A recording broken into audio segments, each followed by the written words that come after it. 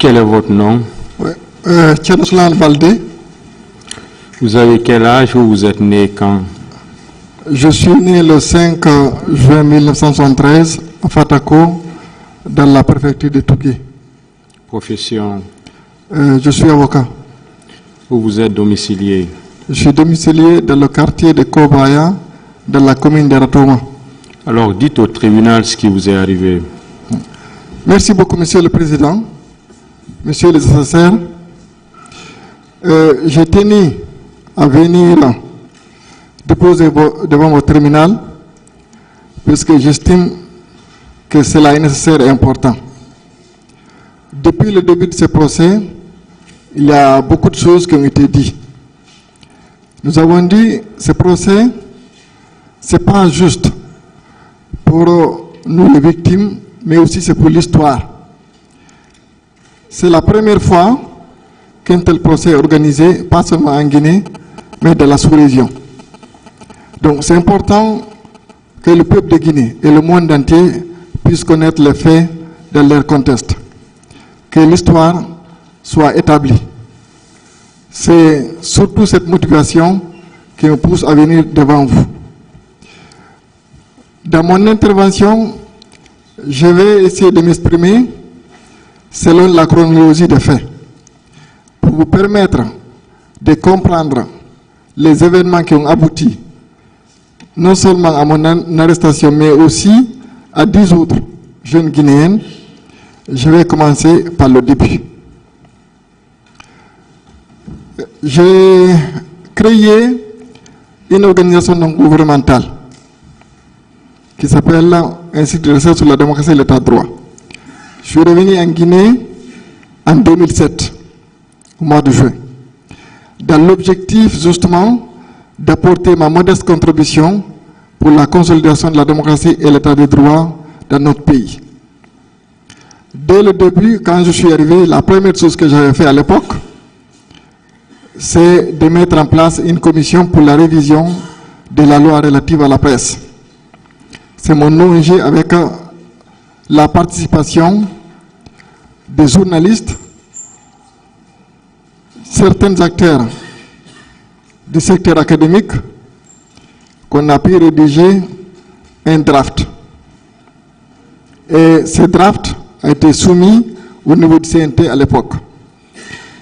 Mais avant cela, durant la période de Général Lansana Conté, tout le monde le sait, les élections n'ont pas été organisées d'une manière régulière. L'Assemblée nationale qui était à l'époque en fonction avait dépassé largement le terme de son mandat. Il n'y avait pas une légitimité en tant que telle. Il y avait eu beaucoup de mouvements au sein de l'armée. Il y avait un risque réel qu'il y ait de violence pour la succession de Général Lansana Conté à sa mort. Et en voyant ces risques, j'avais décidé de demander à l'époque la démission de Général Lansana Conté. J'ai mis en place un mouvement de jeunes qui comprenait l'ensemble des leaders des jeunes de la ville de Conakry. J'ai adressé des lettres au niveau du gouvernement de l'époque, le chef d'état-major de l'armée, les diplomates en fonction en Guinée, tout le monde, les médias.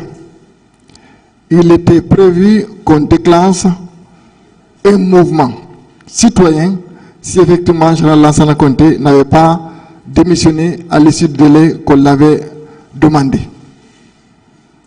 J'avais sollicité les jeunes à l'époque guinéens les plus influents. Je vais citer quelques noms, puisque c'est des personnes qui sont là, qui sont vivantes. Il y avait l'actuel président du CNT, M. Dansa Kourouma. Il y avait un certain Abdoulaye Touré. Il y avait un certain Alassane Camara, qui sont de la société civile. Et Moutar Diallo, que vous connaissez. Il nous a fallu plusieurs semaines pour préparer ce mouvement. J'ai invité l'ensemble des jeunes, on s'est retrouvés à l'époque au niveau du siège de Kunox à Belleville. l'ensemble des jeunes, on a rédigé le mémorandum qu'on devait déposer.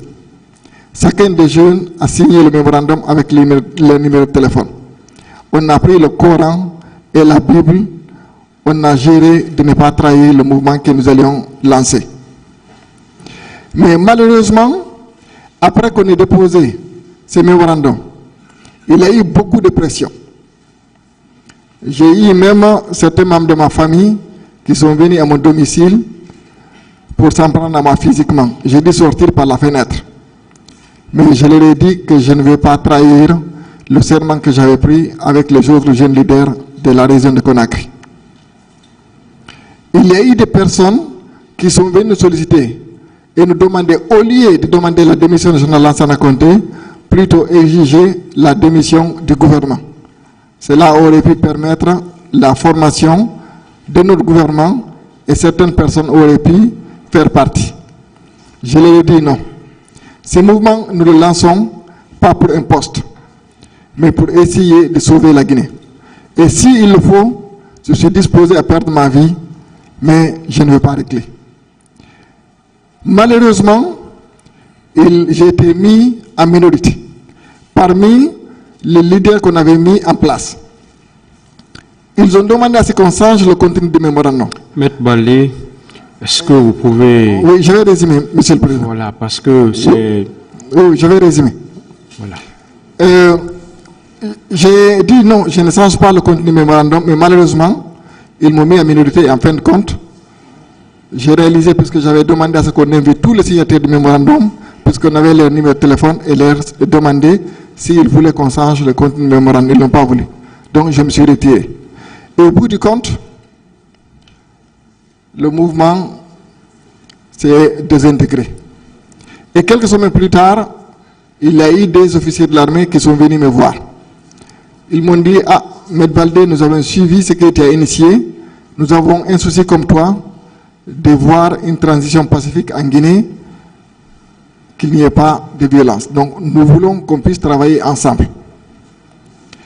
Je leur ai posé mes conditions. Je dis, si effectivement je dois travailler avec vous, nous allons veiller à ce que cela se fasse pacifiquement, qu'il n'y ait qu'on prenne toutes les dispositions pour éviter qu'il y ait une violence de quelque nature qu'elle soit. Donc pendant 7 mois, on était en train de préparer la succession de M. Général Lansana Conté de son vivant. Les réunions se tenaient dans mon salon. Nous avons envisagé, avec l'implication à l'époque de tous les leaders de l'armée, la plupart. Il y a eu le décès de Général Lansana Conté, on était déjà prêts. Immédiatement, on m'a informé. On m'a demandé de rédiger la première déclaration qui devait être liée à la prise du pouvoir. J'ai écrit cette déclaration. Il y a des officiers qui sont venus la prendre chez moi, à Hamdallahi, à 3 h du matin. Il y avait notamment le général Doumbouya, qui est encore vivant, qui est là, qu'on appelle communément Grandi. Et il y avait un autre officier. Ils ont apporté ce communiqué au camp Al-Faya. Pendant toute la nuit, j'étais en contact à l'époque. Général Toto, un certain officier, Général Korka, qui est décédé, et puis Général Materin, Bangoura, qui est encore vivant, qui est là. Le communiqué, il y a eu un changement juste au niveau du nom, et là aussi des mots. Sinon, le communiqué que j'ai rédigé, le premier communiqué que le monde entier, la Guinée a entendu, c'est moi qui l'ai rédigé. Il y a capitaine Moussa Dadis Camara qui est là. On peut lui demander. Et les autres. L'idée du vice-président, ce sont mes idées. Je l'ai fait pour une simple raison. Est-ce que vous pouvez, s'il vous plaît, vous pouvez en venir au fait maintenant, ouais. au fait véritable, s'il vous plaît. Donc, si vous me permettez, cette transition, c'est important pour que vous puissiez connaître le contexte. Donc, l'idée, c'était justement qu'on ait chaque région de la Guinée qui soit représentée au sein du pouvoir pour avoir un équilibre et surtout éviter qu'il y ait de violences et de tensions. il y a eu les 2 vice-présidents qui ont été nommés, un 3e vice-président devait être nommé, et à l'époque la question était de choisir entre Général Bachir Diallo, qui est actuel ministre de la Sécurité, ou Général Korka. Les autres ne sont pas passés. Je m'arrête là.